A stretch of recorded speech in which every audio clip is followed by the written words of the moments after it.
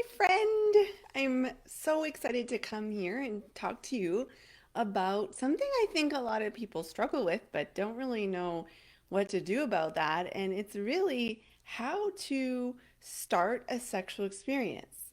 You might want to be intimate together, you might set aside some time to do it, but then how do you begin?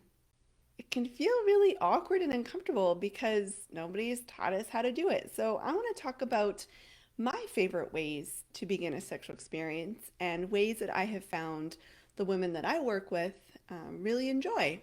So, before I get into that, my name is Janna Denton-Howes.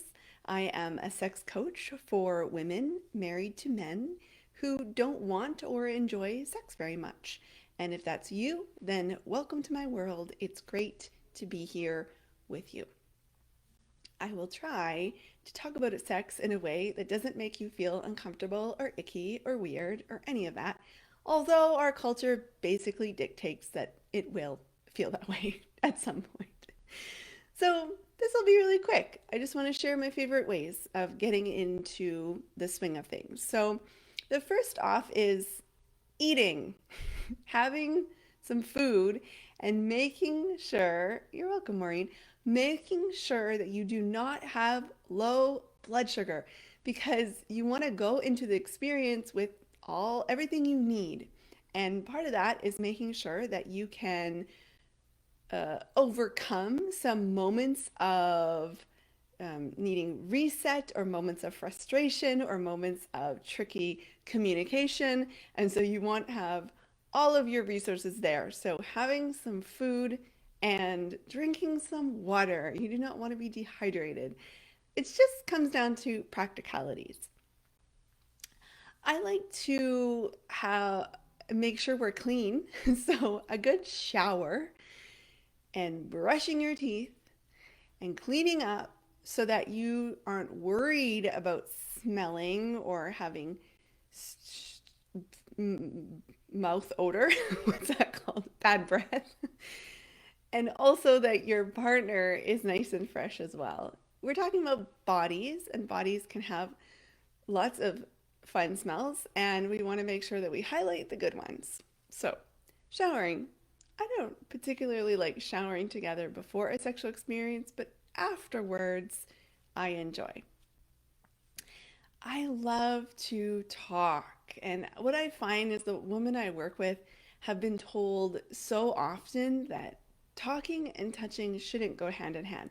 It should be a silent, passionate, gropey, moving kind of experience. But I don't think that's the case. I think that you can definitely talk a lot. I like to talk about things that are on my mind. If I'm experiencing any anxiety, I like to talk about that. This is your partner. This is your person that you're doing life with. And why does there have to be this weird barrier between outside life and intimate experiences in the bedroom? I like to talk and touch at the same time, snuggle and talk. And I also love to hear words of affirmation. Why does my husband love me? What does he think about my vulva, about my body? And if I lead it, then I'm always comfortable and always ready to hear the response.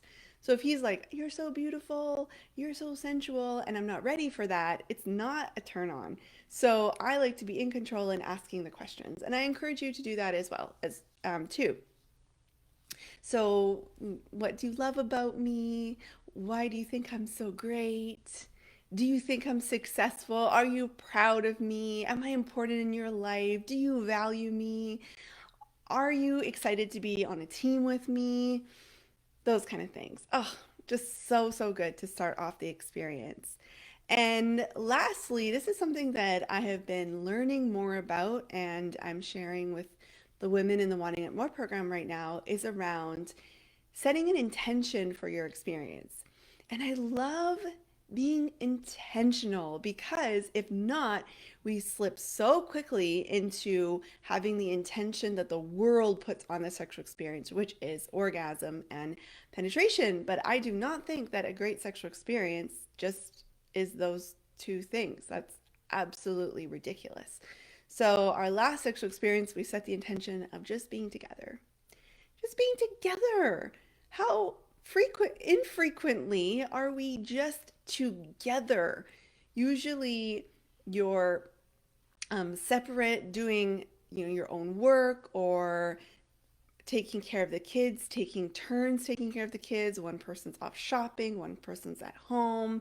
Maybe you're even doing something together, but there's a lot of distractions. There's the phone, there's demands of your time, and having that time just to be together without pressure, without expectations, without goals.